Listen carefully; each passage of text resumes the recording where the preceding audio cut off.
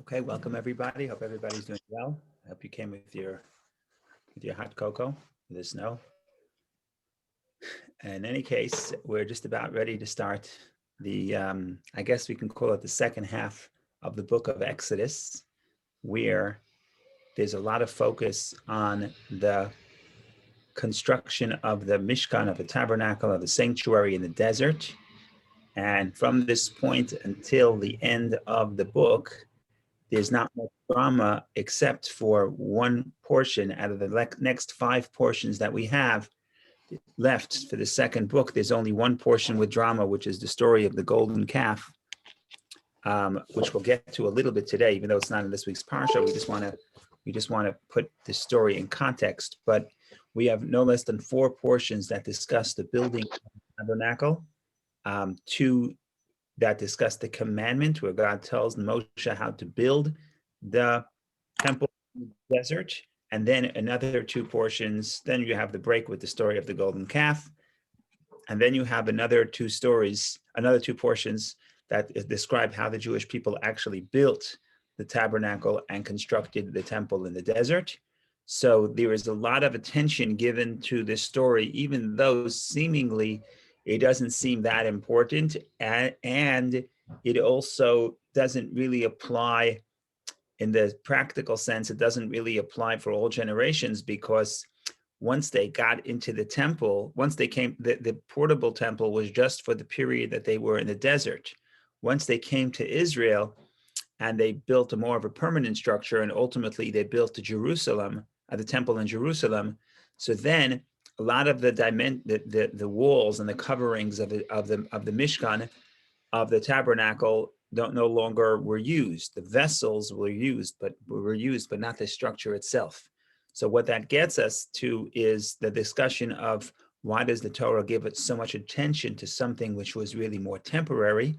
But we'll get to that. We have to start from the beginning. We have to start somewhere. So we will begin, as is our custom, from the parsha in a nutshell. Name of the parsha is Teruma.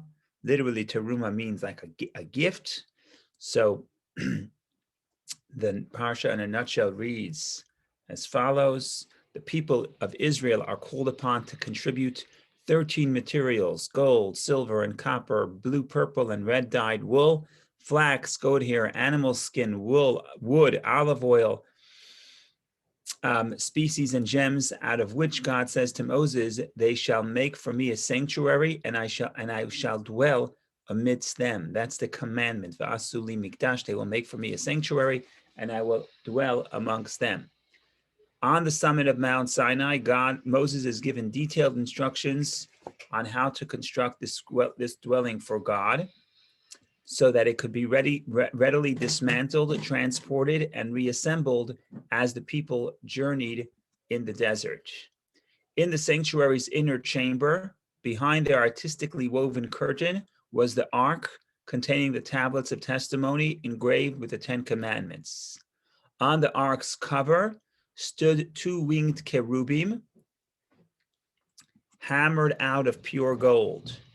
In the outer chamber stood the 7-branched menorah and the table on which the showbread was arranged. So far we talk about the 3 vessels: the ark with the covering, then they had the menorah and the table for bread.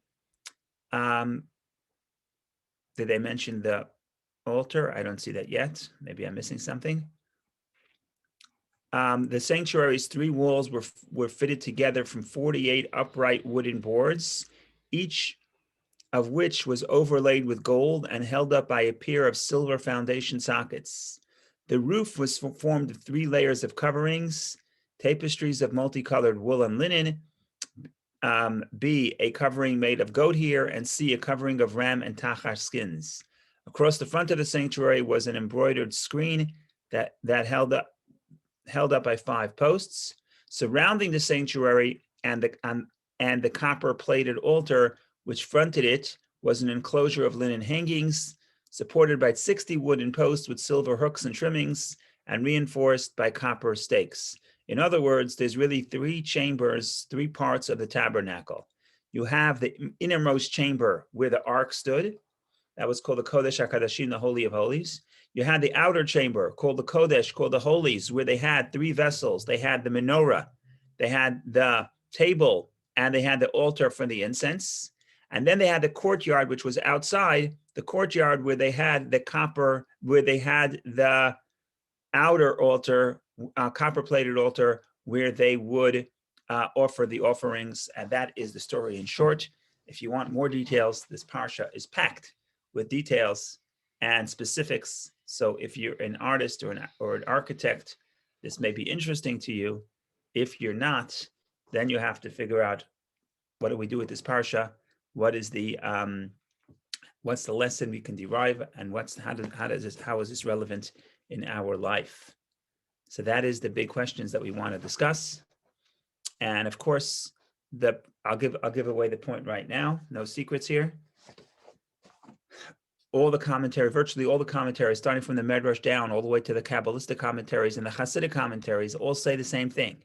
They all say that every detail of every dimension of every vessel and every part of the structure that we read about, that the Jewish people built in the desert, is also has a corresponding idea within the soul of man.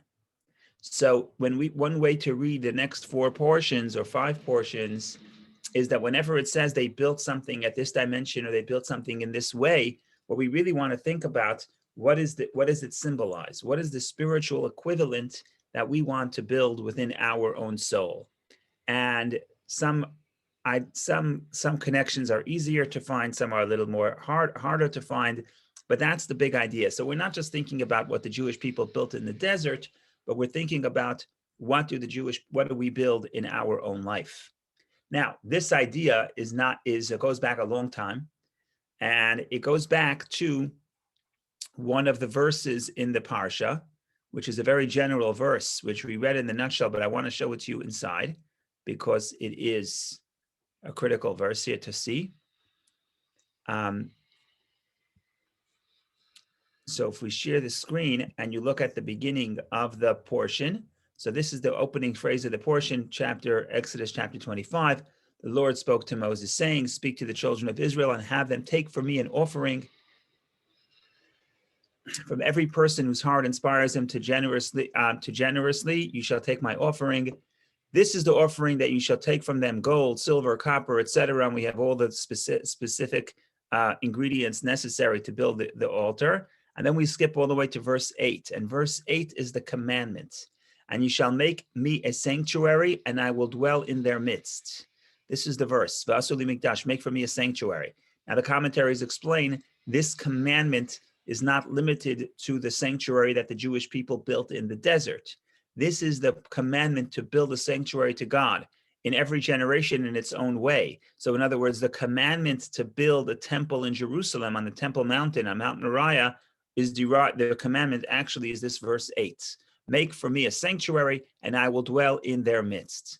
So the rabbis of the Medrash point out a very interesting concept, which is the source of everything we're going to say. What they say is, it says, "Make for me a sanctuary." Sanctuary is singular, not sanctuaries, but sanctuary in singular. And then it says, "And I will dwell in their midst," bitocham. Now, it could have said, "They shall make for me a sanctuary, and I will dwell in it." In other words, build a house for God, and God will dwell in that house. But instead it says, "They shall make for me a sanctuary, and I will dwell in them." So the rabbis say, Rashi quotes it, God says, "They shall make for me a sanctuary, but I will dwell in them within every individual."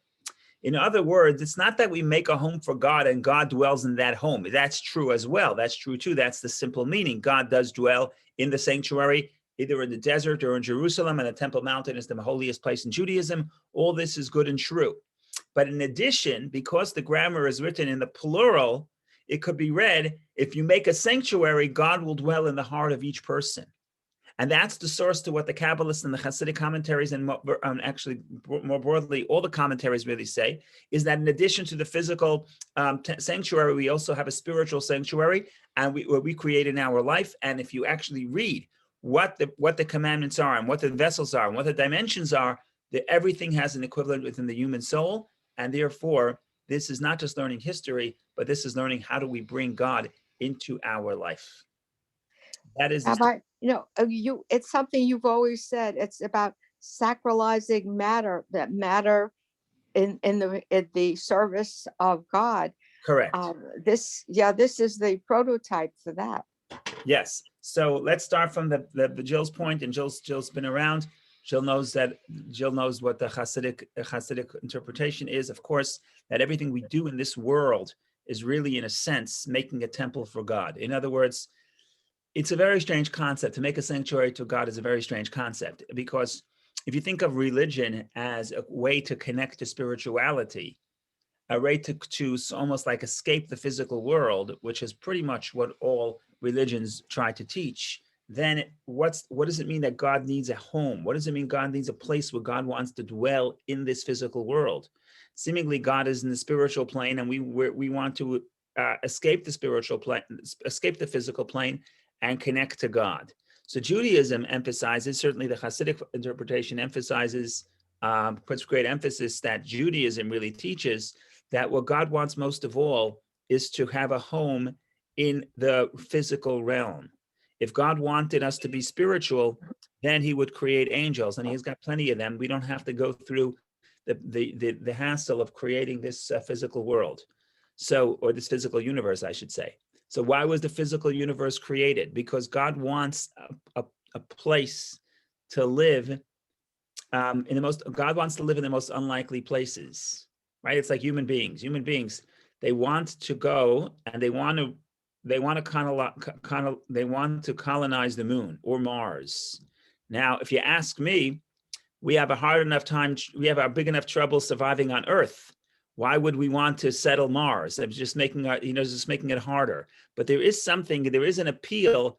There is something about, can I survive in the most unlikely of places? And that's why, people want to go underwater, and people want to live in skyscrapers. It's just something cool about surviving in an unlikely space. I mean, Mars is the extreme, but you can actually go. You can go. I don't know what you can get. You can buy some Tesla stock. You can go for $3 million. You can take a ride around the universe, around the Earth. For me, honestly, I'm not really dying to run there, to run to the most unlikely of places. I'm trying to survive the snowstorm. But for some people, they have that appeal. It's like, could you survive in an unlikely space? And apparently, according to the Medrash, that's exactly what God wants. In other words, for people to recognize God in the spiritual plane, that's not a chidush, that's not a novelty. If it's not a novelty, it's not interesting. So why does God create the world? God wants to see, could God have a presence in the physical world? Now, who can bring God into the physical world? Not God, only us. The whole idea of a physical world is a place where God is not apparent. And now the person has to bring God into his life. Now, building of the tabernacle is a symbol for that. God will actually come and sanctify a physical space. Now, we too in our life are doing the same thing. Anytime we take something physical and we use it for a spiritual purpose, really what we're doing is we're bringing God into our physical life. There's a famous story, a Hasidic story about Rabbi Levi Yitzchak. Rabbi Levi Yitzchak of Barditchev, one of the early Hasidic great sages. And he said, they asked him once, who was it? I forgot already who it was. May have been Menachem Mendel of Kotsk. So they asked him, where is God? Where is God? And he said, where is God? Wherever you let him in. In other words, what are we saying? God, of course, is everywhere. But when we talk about bringing God into our reality and into our awareness, that bringing God into our awareness is not something that God can do. It's only something that we can do. And that's really the purpose of our creation. And Jill is right. The purpose of the whole endeavor called life is to bring God into the physical space. Now, the temple is a metaphor for that. And I want to talk about symbolism for a minute, because people get a little bit confused. I don't mean Jewish people. I mean, I guess other religions have a little confusing idea of what symbolism is. And our idea of symbolism, it's not the same. It's very different. So it's very important to clarify. I may have said this in the past, but it's good to mention again. So most religions have symbols. And Judaism seemingly is allergic to symbols. We don't like symbols. The first thing God does after the 10 Commandments in last week's Parsha, 2 weeks ago in the Parsha, God says, do me a favor, don't make any symbols. Lo tasunu iti elokei kesef elokei zahav. Don't make for me gods of gold and silver. Don't make symbols of gold and silver. Also, he says, according to the rabbinic interpretation, don't make symbols of any celestial bodies. Don't make a symbol of sun and moon. We don't like symbols. Why not? Because a symbol is a definition. And the one thing we know about God is infinite. So the moment you try to make a symbol of God, what you're really doing is you're saying that God is defined.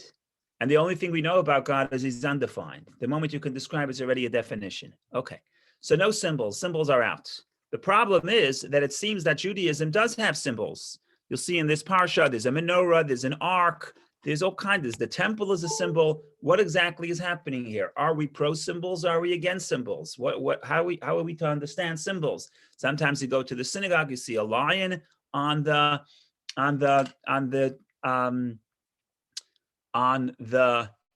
parochet, on the curtain in front of the ark. So what are we supposed to think about when we see the symbols, the few symbols that Judaism does have? So there's a fascinating, go ahead.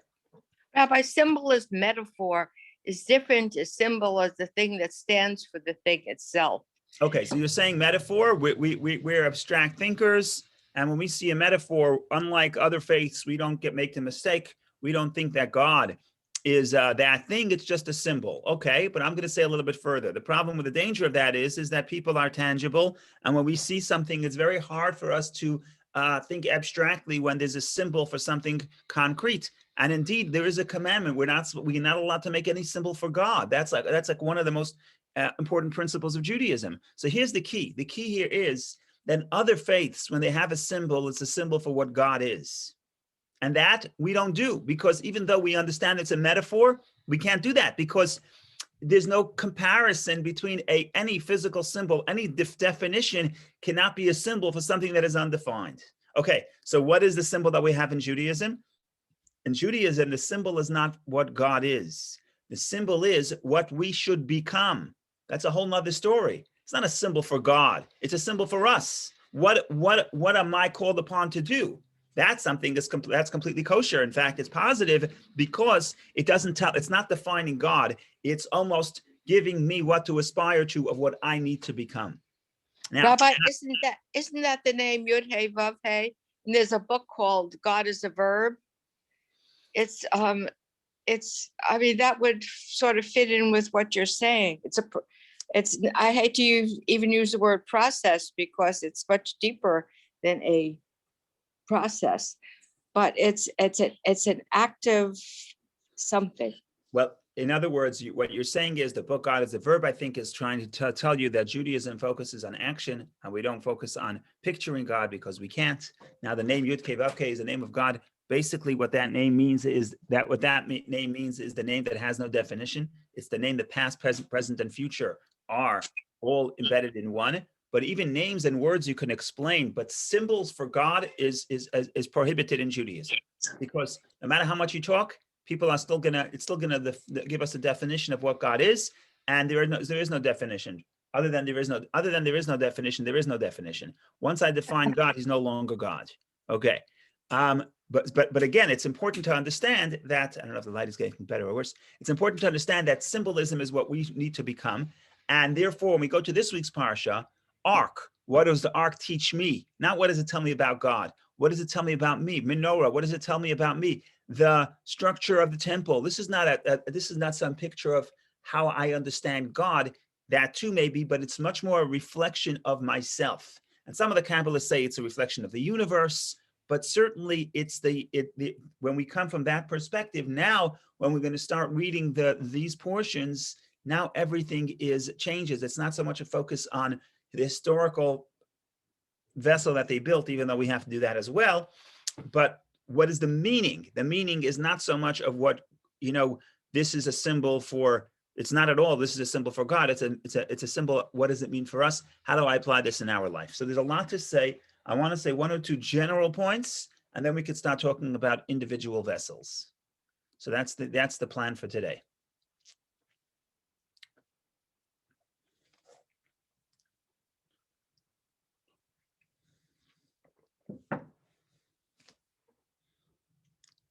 So the first thing I want to talk about, and I said this in the past, but it's so beautiful, so I need to say it again.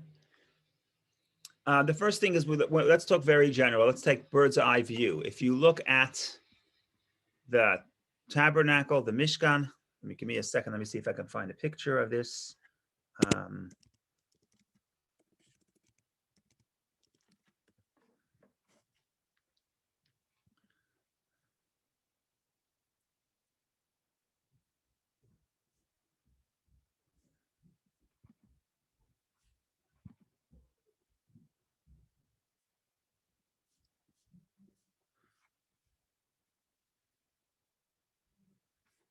Okay, not the best picture, but we'll share a little bit. Why not?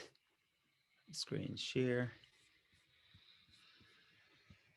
Okay, not the best picture, but this is something. Let's see if they have better picture. Okay, we'll start with this. We'll start with this. So this is bird's eye view. What you have is you have the curtain. You have the outside. This is called the chatzer, the courtyard. Courtyard was, the wall was curtains. And the outside, the main vessel was the altar where they offer the animals. And that was the outside curtain. That was the outside. That's the chatzer. Then you had the Mishkan itself, the tabernacle itself, which was covered. In this picture, we don't see the cover. On the left-hand side, we see the covers of the wool and the goat skin and the tachash skin. So this is how it looks when it's covered. When it's uncovered, bird's eye view, you have basically two rooms. You have the outer room, which was the holy. There you have the menorah. You had the table with bread, and you had the incense altar. And then the inner chamber was just the ark. Let's see the pictures here. Okay, the pictures here aren't precise because this is on the left side is the table with the bread. This is the incense altar. This is the ark. This is the menorah, according to some opinions, not according to our opinion, not according to Maimonides, not according to Rashi, because we say that the menorah, the branches weren't round, they were on an angle. But in any case, you get the picture. So if you want to look at this image here, we have three rooms. We have the chatzer, the courtyard. We have the ark. We have the holy with the three vessels of the menorah, the table, and the incense altar. And then we have the innermost chamber with the ark. Okay, where do we begin? How do I apply this to my own life? So there's all kinds of ways of doing this. One way to think about it, and this is an interpretation from the Rebbe, beautiful interpretation in my view. One way to think about this is that we're really thinking about three periods within our life or within the year, and think about the space and time are related in Judaism and science as well. Space and time are related. In fact, the same Hebrew word for space, olam, world, space is also eternity, time. Time and space are connected in Hebrew, in biblical Hebrew, even before Einstein figured it out. In any case, so instead of looking at the ark as space, you can think of it as space, but it's also space and time. It's also time. Now let's think about the three chambers and what happens in those three chambers. So if you look at those three chambers, what's happening is as follows. It's three different rooms and a lot of different things are happening there. In our life, we have all three of those dimensions. So if we begin with that outermost chamber. Outermost chamber, with all due respect, if you came there, it was very noisy. It sounded like it was a lot of activity, a lot of noise. You're bringing animals, you're slaughtering animals, you're sprinkling blood, you're burning the animal, certain parts of the animal, you're cooking, you're eating, there's excitement, there are people there. How do I say it nicely? It's a big mess, okay? If you go into the inner chamber, in other words, into the inside room, there it's quite peaceful. It's quite peaceful. What's happening there? There's not much activity. Only the priest goes in to perform the service inside this chamber. What does he do there? He lights a menorah, very peaceful. He puts the incense that actually creates the aroma even more peaceful. And there's bread, and they would actually take out the bread once a week and eat it. Very peaceful. Then you have the innermost chamber, the Holy of Holies, where nobody went in there at all, except for the high priest on Yom Kippur. And what did he do when he was in there? He brought in some incense, but there's no incense altar there. Basically, it's the place of the ark, the Torah, the covenant, which represents the covenant between God and the Jewish people. So in other words, we have three dimensions in the activity. Outer chamber is all the activity. Inner chamber is peace and quiet. The innermost chamber is once a year we go to on Yom Kippur. Now, if you want to really think about this, this is according to the Kabbalah, this is the 3 periods of the weekday, Shabbat, and Yom Kippur. So what happens in the weekday? On the weekday, we're in the courtyard. What does it mean in the courtyard? We're outside. Outside of what? Outside the realm of holiness. Why? Because what are we doing? We're not in the altar. We're not in the temple. We're in the courtyard of the temple. We're not in the realm of holiness. We're going to work. We are taking care of our physical needs, and we're living just regular life. So we're outside the altar. Now we understand we're in the courtyard of the altar, because ultimately everything we do is to support the sanctuary. Everything we do, I said the courtyard of the altar.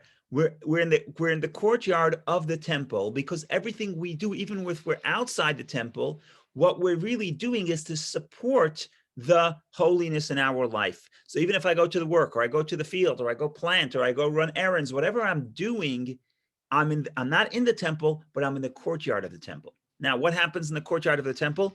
What I'm really doing is the main offering is the offering. The main service is the offering of the sacrifices, of the offerings. You bring the animal, and we're not going to get into this right now because we have another whole book. The whole third book will discuss the sacrifices. But what's happening here is the sacrifices represent, I'm taking the animalistic side of self and trying to refine it. And that's what happens during the week. During the week, I'm battling. What am I battling with? I'm battling with the material objects of the world, trying to make it more holy, and also trying to sanctify the more animalistic side of self. That's the 6 days. We move to Shabbat. What happens Shabbat? Shabbat is a day of rest. Not only is it a day of rest that we don't go to work, we also don't do any spiritual work. Shabbat is the day that we don't battle with the physical, we focus on the spiritual. And what's beautiful about Shabbat is that inside the sanctuary, in the outer chamber of the sanctuary, not only is there a menorah, which represents spiritual light, not only is there incense, which represents spirituality, because incense touches the soul. When you smell something, the power of the sense of smell is very deep, and according to the Talmud, it gives pleasure to the soul. But there's all in the temple, in the court, in the holy, there is also bread.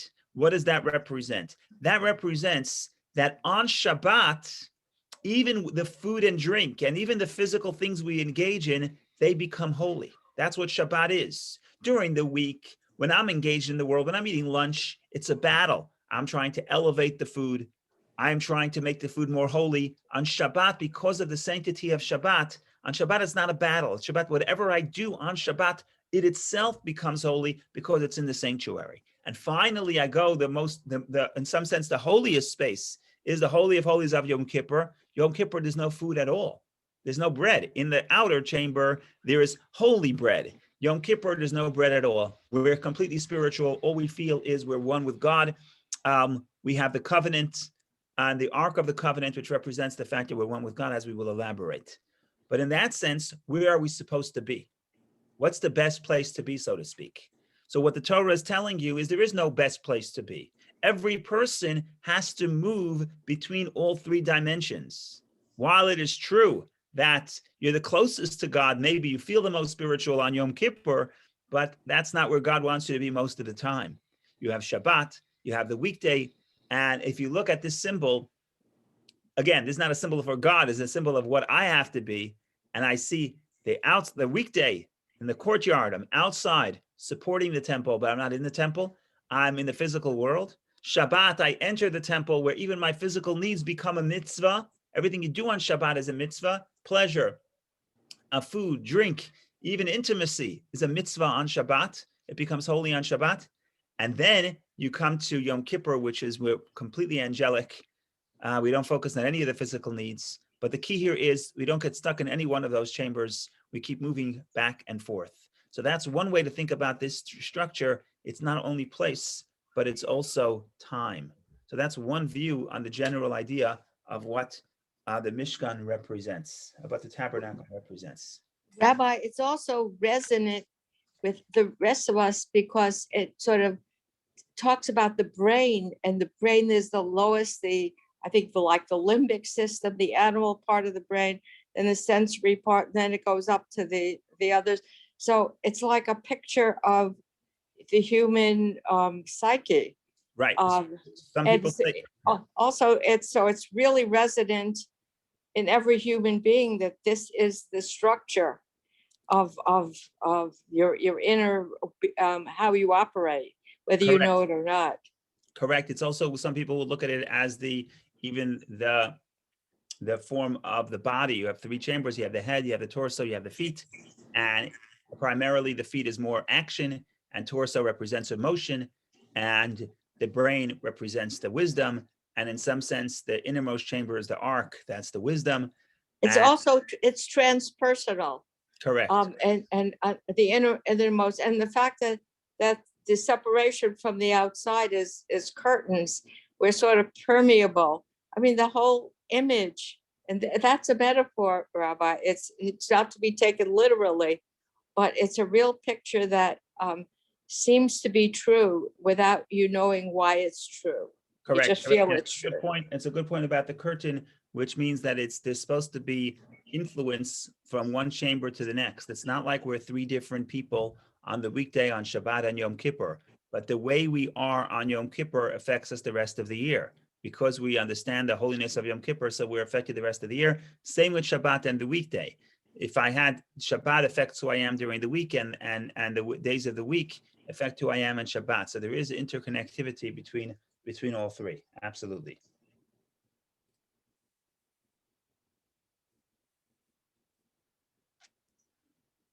Okay, there's so much to say, but I think we'll start with what the Torah begins with, which is the ark. It's very interesting that the Torah begins with the furniture, what they call the vessels, the ark, the table, the menorah, and the altar, and it doesn't talk about the altar till later, and only then does it talk about the structure. So imagine if you're going to build a home, if you first you call the architect, and the architect says, "Newt, tell me a little bit about what you want in your house," and you say, "Well, I want a couch, I want a big TV screen, I want a dining room table." It's a little bit funny. We don't start from vessels. We should start from the structure. But from the Torah, Unless you're going to be traveling a lot. that's correct. But one way to think about it is when the Torah tells us about what is the purpose of the tabernacle.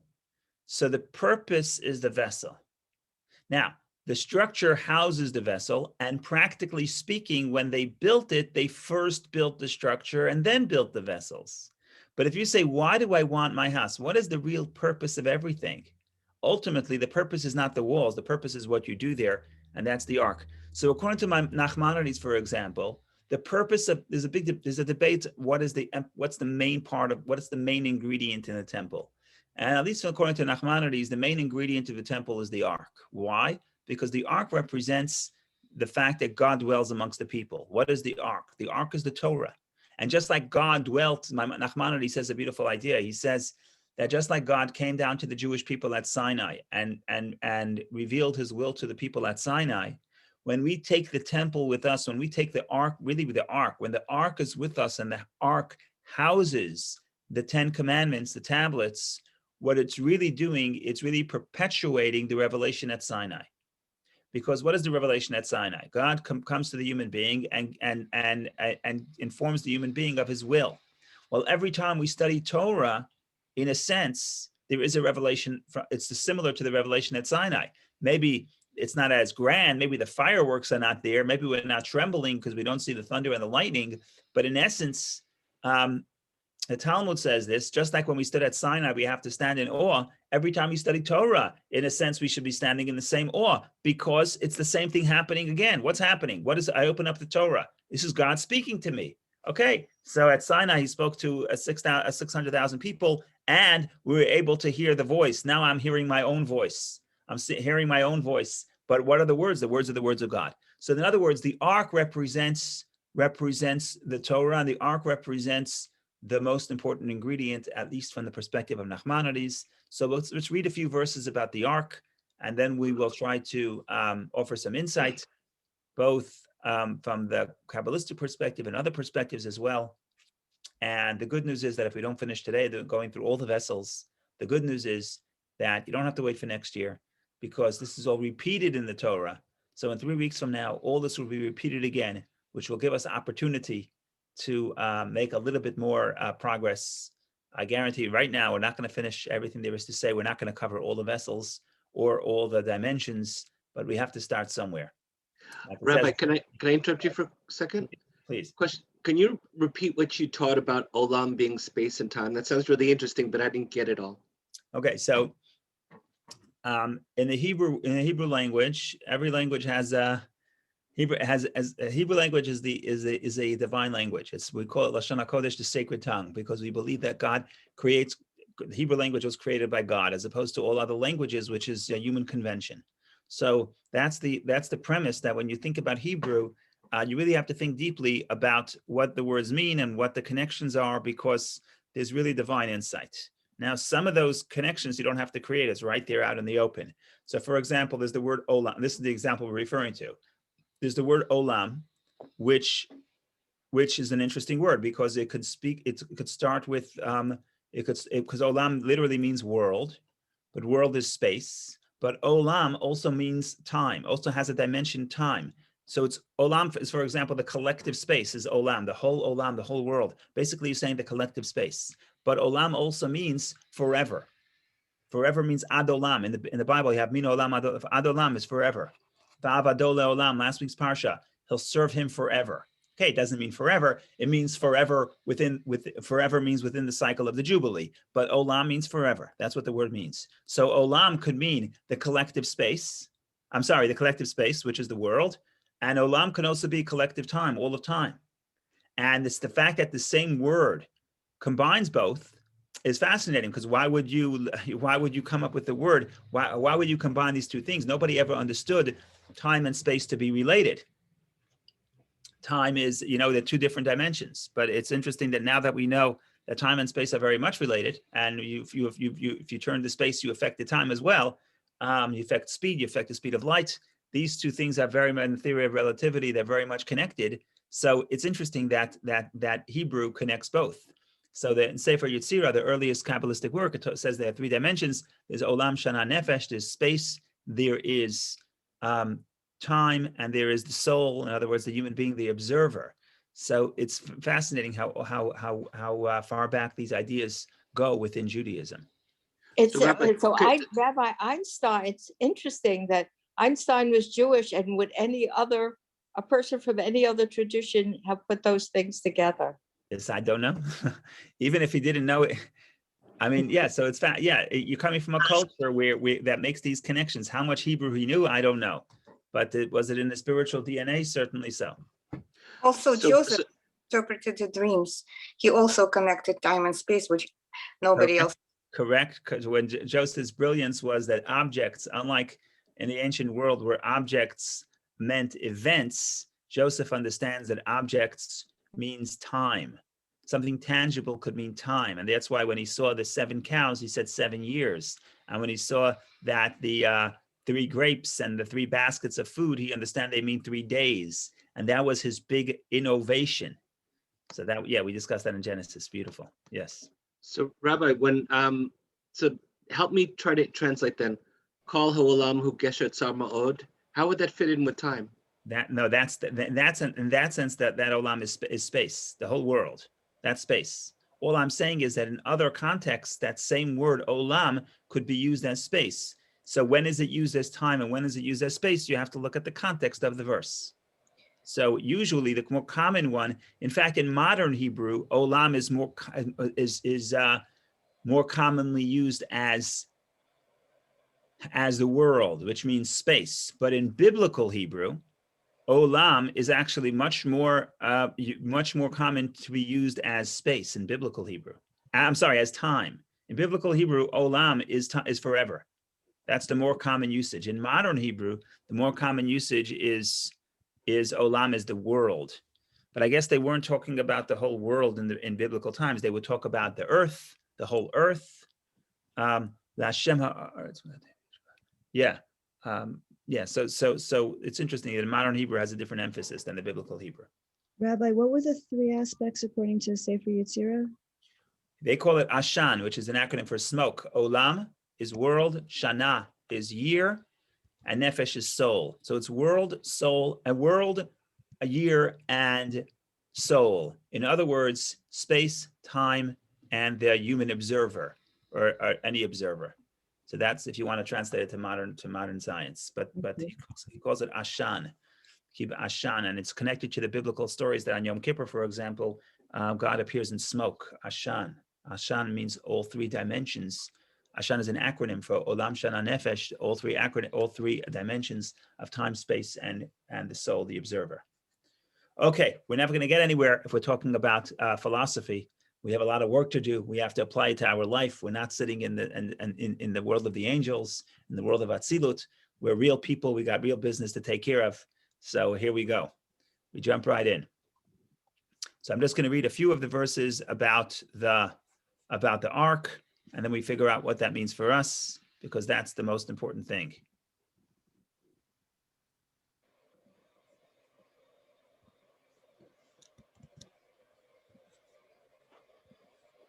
Okay, here we go. The first thing the Torah tells us is in some ways the most important. V'asu Aaron, they shall make an ark of acacia wood, 2.5 cubits its length, 1.5 cubits its width, and 1.5 cubits its height. So they're making an ark of wood, 2.5 by 1.5 by 1.5. Okay, but wood is not good enough. We're going to plate the wood with gold, but not enough to plate the gold. Plate it on the outside where people see. We're also plating the wood with gold on the inside, even though nobody sees the inside. But nevertheless, we're putting gold over there. So let's read 11. And you shall overlay it with pure gold from inside and from outside. You shall overlay it, and you shall make upon it a golden crown all around. And you shall cast your golden rings for it, and you shall place them upon its 4 corners, 2 rings on its side and 2 rings on the other side. And you shall make poles of acacia wood, and you shall overlay them with gold. And you shall bring the poles into the rings on the sides of the ark to carry the ark with them. The poles of the ark shall be in the rings; they shall not be removed from it. And you shall place into the ark the testimony which I will give you. In other words, we talk about the ark. In short, you're making 1 box of wood, plating it with a box of gold on the inside, a box of gold on the outside, and then you make rings and you put sticks, and the sticks must be within the rings at all times. And then we turn the page and we go to the next idea, and the next idea is the covering for the ark, called the Kapowrit. You shall make an ark cover of pure gold. Okay, he calls it an ark cover, but it's not clear that it's an ark cover. So it happened to be a cover, but the word means Kapowrit. We don't know what Kapowrit means. That's going to be significant as we continue. 2.5 cubits its length and 1.5 cubits its width. You shall make 2 golden cherubim. What does cherubim mean? It's a figure either of angels or children. You shall make them of hammered work from 2 ends of the ark cover. Make 1 cherub from the one end and the other cherub from the other end, and from the ark you shall make the cherubim on its ends. The cherubim shall have their wings spread upward, shielding the ark over their wings, with their faces toward one another. Turn toward the ark cover shall be the faces of the cherubim, because these are a lot of pictures here. Let's see if we can find a picture that will give us put in Hebrew, it's not going to work. Google doesn't understand Hebrew yet. Okay, I'll put in a Hebrew. Does in Israel. Yeah, I guess in Israel they will have some cherubim. Let's see a good place to find a picture of cherubim. Images, cherubim. Let's see a nice one. Let's find a good place to find this.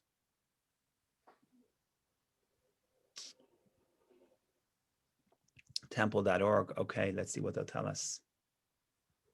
I don't know.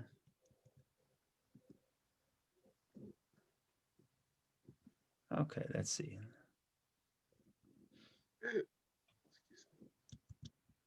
Okay, this is the outside. It's the box. Got the rings. You got the pole. You have the cherubim covering, shading over the top of the Kapowrit. That's basically what it looks like in short. Now the question is, what does this mean? What does it represent? What does it mean in our life? So the ark is easy to explain, because what is the ark? The ark is the place that houses the 10 commandments. In other words, if you want to bring God into my life, which is something I want to do, I want to make my life a place that houses God. So what's the first ingredient the Torah says? The first ingredient the Torah says is make an ark. What does make an ark mean? Make a place for Torah.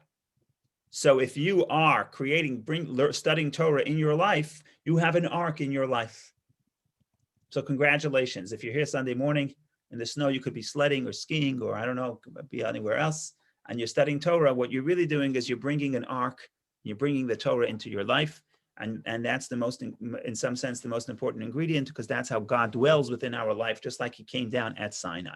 Okay, but that's too easy because that's too general. Remember, what we're trying to do is we're trying to explain that every aspect has the equivalent within the person's own life. And that's why we have to start digging a little bit deeper. So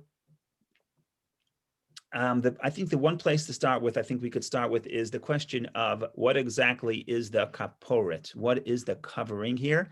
Kapowrit means the covering, and the cherubim, the two images that emerge from both ends of the Kapowrit.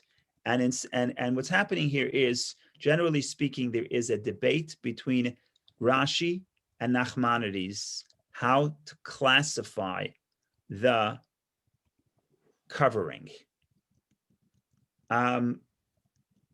Nachmanides will tell you, make sure I'm saying the right thing, make sure I'm getting the names right here. Give me just one moment.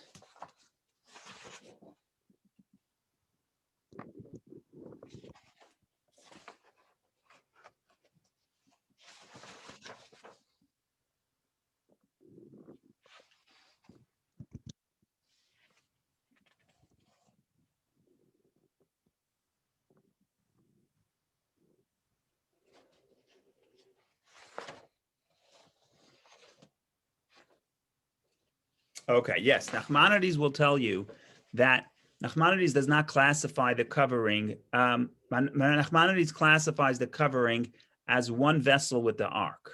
So you have an ark and you have its covering, and it's one and the same, and it has the same theme. In other words, what do the cherubim represent? What is represented by the fact that you have two images facing each other? And most importantly, they both emerge from the same space. Remember that the gold, he says it's hammered. Hammered means that they would not just hammered means they had one piece of gold, and from that one piece of gold, they formed two of those images, two of those angels or children or whatever the case is, facing each other, but they really come from the same piece of gold. So it's not connected. It wasn't screwed on. It's one piece of gold. So Nachmanides understands this to mean the cherubim represents the closeness and the bond in a relationship. According to the Medrash, actually it's male and female. One was male, one was female, but it represents the connection and the bond and the love between God and the Jewish people. Where is that expressed? In the Ark. Why? Because the Ark is called the Ark of the Covenant. That's where we have 10 commandments. And the Torah is that covenant between God and the Jewish people. That's Nachmanides. Rashi, however, does not classify the covering as part of the ark. He goes out of his way to say that, no, the ark is only the bottom part, and the covering is not the ark. Okay, so what are they fighting about? You have two great Talmudic sages debating if the cover is part of the ark or it's not part of the ark. What's at stake? What's really happening here? So for this, you need the Hasidic Commentaries. And the Hasidic Commentaries explain as follows. And this is, again, a talk, this is something that the Rebbe taught. What's really at stake here is, what is at the root of the connection between God and the Jewish people? Nachmanides says the Torah. The Torah. And the Torah represents the bond between God and the Jewish people. And to the extent that we study Torah and we keep the Torah, that is the bond we have with the Jewish people. And the covering represents the fact that God dwells on the Torah. In other words, when we study Torah, we have that bond and connection relationship with God. That's Nachmanides. That's beautiful. Rashi, says the Rebbe, Rashi is saying something deeper. Rashi is saying there is something that's not the Torah and it's above the Torah. Oh, this is already getting provocative. There's something that's not the Torah, but it's placed above the Torah. What's not the Torah and higher than Torah? What could be higher than the Torah?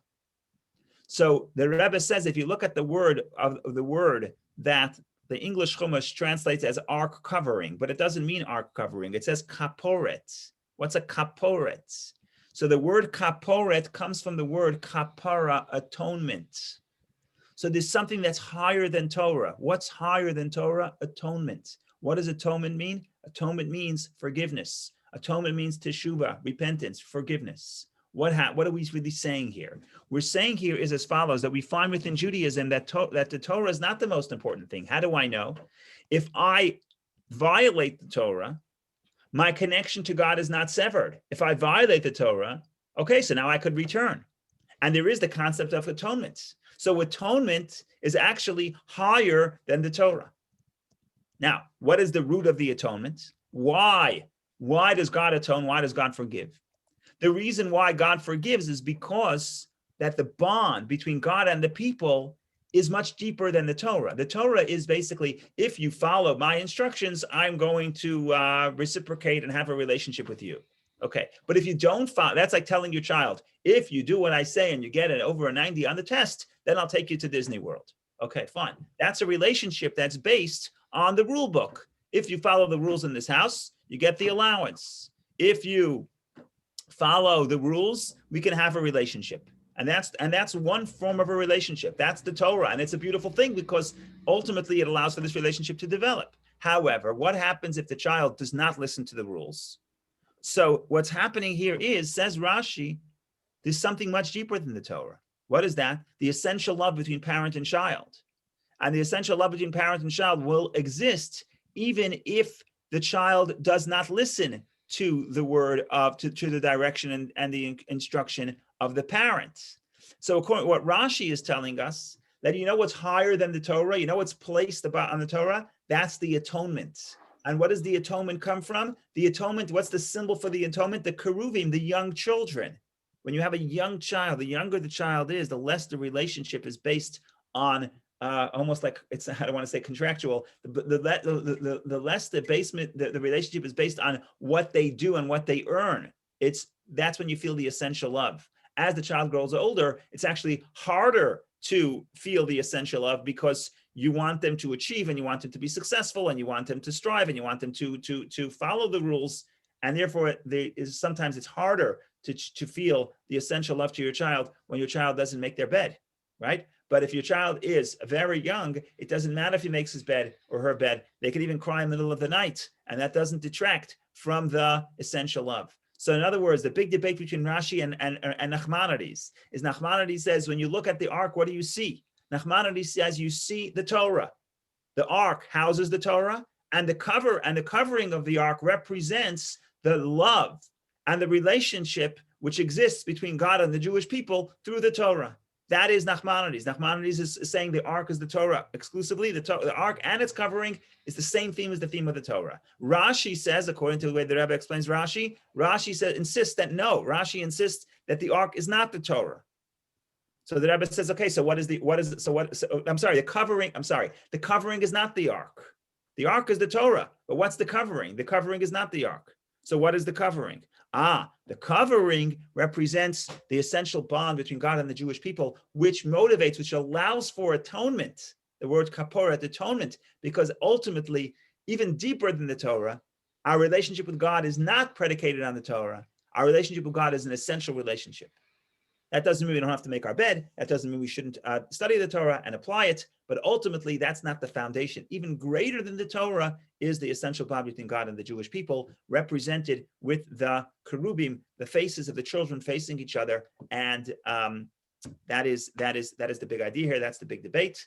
A lot more to say about the ark. We have 3 minutes left. Take a few questions, and maybe we'll see. Either we'll stop here, or we'll say another insight about the ark. But that's the big idea. So the two big ideas we said so far today is that if you're looking at the ark, one big idea you could think of it is, how does God dwell in our midst? Well, think about the ark and think about the three really chambers in the ark, the two chambers that were covered and the courtyard, and that represents the Jew on the weekday, on Shabbat, and on Yom Kippur. And the key here is we fluctuate between all three times because the only way we can build an ark is if we have all three dimensions. If I say, I only do weekday, I don't do Yom Kippur, Or I only do Yom Kippur. I'm not in the business of going to work. I'm not in the business of sanctifying the world. You're missing the boat. You have to move between all three. You have to have all those three dimensions in your life in order to fulfill the purpose of creation and bring God into this world and into your life. And that was the first big idea. Second idea is we start thinking about the ark. And the ark is, of course, the ark itself is easy. You want to bring God into your life. Step number one, the first thing, make an aron, make an ark. What does that mean? Make time for Torah study. That's where the divine will and wisdom is conveyed to humanity, conveyed to the Jewish people. Make an ark, make time for study. Okay, that's clear. What happens on top of the ark? Oh, that top of the ark represents the bond between God and the Jewish people, like the children facing each other. Okay, fine. What is the foundation of that relationship?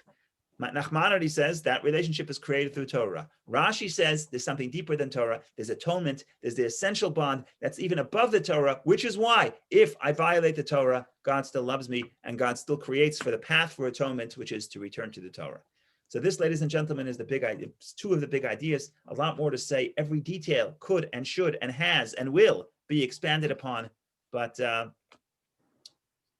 I think that's it for today. I think we have to go out and make sure that we're not just in the Holy of Holies, but we're also out in the courtyard, sanctifying the world and making the world a better place. And while we're at it, enjoy the snow. And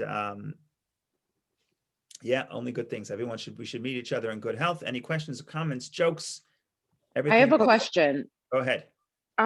So if that's what Hashem wants from the Jewish people, like according to like Rashi's interpretation and the Rebbe, how does that work with all the Jews who don't even know where to go to like learn Torah, or even like that they're even supposed to be doing this? If like there's no Chabad, or they're not lucky enough to find a rabbi like you, how does that? Where is that message being spread? So that's a good question. So that's why that's a good question. I don't have an easy answer for the question, but you know what? Let me stop 1 second before I give an answer. I'm going to say one more dimension, and I'm going to write about it, God willing, tomorrow, so you'll get it in your inbox. The beautiful interpretation. The ark has rings, and the rings have sticks. Why do the rings have sticks? Why does the ark have sticks? The answer is to make it portable. Problem is the ark was only portable for 40 years in the desert. Then for hundreds of years until it was buried was how many years after this? 500 years later, until a little less, 400 years later. No, more. We're not talking about. It was buried about 600 years after Moshe made it. The ark has sticks to make it portable, but the ark wasn't portable. The ark was placed in the temple and it stood there and it was housed there. It was in one place in Shiloh for 369 years. Then it was in the temple for almost 400 years before it was buried. Why is there a biblical commandment? The sticks cannot be taken out of the rings. You would think the sticks are for moving. Once you come to Jerusalem, take the sticks out of the ark. So this is, Erica, this is to your point. The Rebbe taught this verse and he said like this, very simple.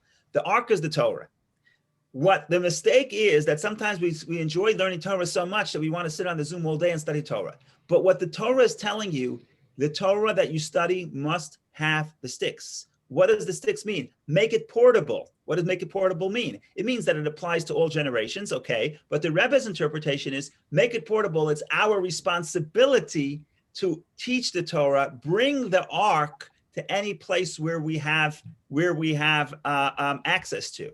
So it's not enough to study. That would be just the ark. But there's a commandment. Don't remove the poles from the ark. Any place you have influence, it's our responsibility. I don't want to put it just on you because it's all our responsibility to bring the Torah. So every now and then I see you post Torah thought on your social media. What you're really doing is you're taking the Torah with the ark, with the poles, and applying it and spreading it. And that's maybe that's the idea of the modern world. It used to be to have a little following. You needed a newspaper editor to hire you and publish you. Today, everybody's a publisher. Everybody's got a following. Everybody's got Facebook friends. Everybody's got some place where they can influence. And that's the message of the ark. Come study Torah, wonderful, get the ark. But remember that the verse says the poles may not be taken out of the ark because the Torah is not just for us to enjoy and entertain, but it's for us to teach and apply.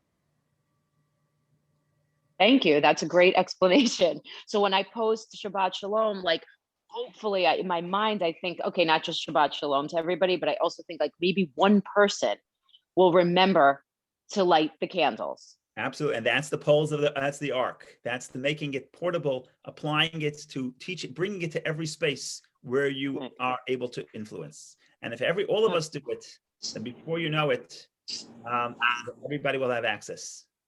Oh, thank you so much. Have Thank a you. great day, everyone. Thank you. Be well. Rabbi, that Yes. when you use the word Kapowrit as atonement, in English, the word atonement breaks down as at one mint. So what you said connects with that because it's the connector. There's the book, there's the given revelation, and then there's the commitment or the actual connecting of oneself to the source. Correct. So That's really, ask yourself, what is the rationale for atonement? If you tell somebody, you hire an employee and you say, this is your job, and your employee just totally messes it up, right? So there's no reason you should fire them. There's no reason, especially if they do it again, you give them a chance, they keep making the same mistake. Fire them. Why? Because the premise of this relationship is something has to get done. And if you're not capable of doing it, the relationship falls apart. But if your child doesn't listen to you, you're not going to fire your child, hopefully. Why not? Because the relationship is not premised on an action. The relation is premised on the fact that essentially we're one. That's what it is. So that's the motive. That's the rationale for atonement. So you're right. That atonement represents the unity and the oneness. The atonement is the expression of the fact that we're one. Now, this doesn't mean that it's easy for us to get along with our parents and children, and there's a lot of bumps on the road. But all those bumps on the road are not to the essence. When you get to the level of the DNA, you get to the level of the essence, we're one. And therefore, even if you think that your child is never going to respond to you, their child will, because deep down, they're one with you. Even if they try to cover it and hide it, eventually it will emerge because that is the truth. That's the truth of our spiritual identity. Rabbi, I was thinking about Erica's question and the rabbi's interpretation about the cover. So for those people who are not that fortunate to have Zoom class with you every Thursday or every practically 5 days a week, the connection, the bond still exists. Correct. So the bond still exists. That's the Kapowrit. That's the essential bond.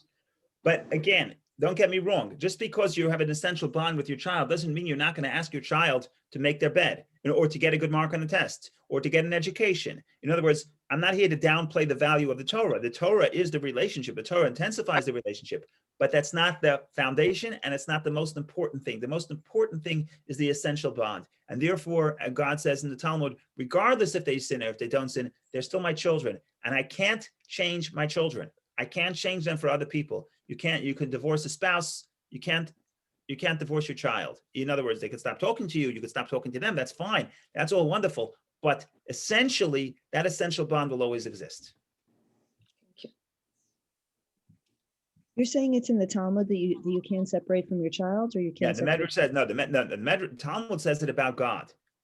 God says, "Benkach ubenkach," regardless if they sin, they're my children, and therefore I can't trade them in for another nation. Because that's really what other nations have told the Jewish people, that because of the other nations told the Jews that now that you sinned, God, you're no longer the chosen people, and God chose other people, and God has abandoned you. So the Talmud says, no, Talmud says that doesn't work. You trade in something that's not essential. You could trade in your car, you could trade in your employee, you could trade in all kinds of things, but you can't trade in your children. Thank you. thank you, Rabbi. Thank you. Everybody have a wonderful day, and keep making this world a holy place, a tabernacle for God, a temple for God in our life. And eventually the entire world will be a place, a home for goodness and kindness and only good things. Thank you very much. Wonderful day, everybody. Take care.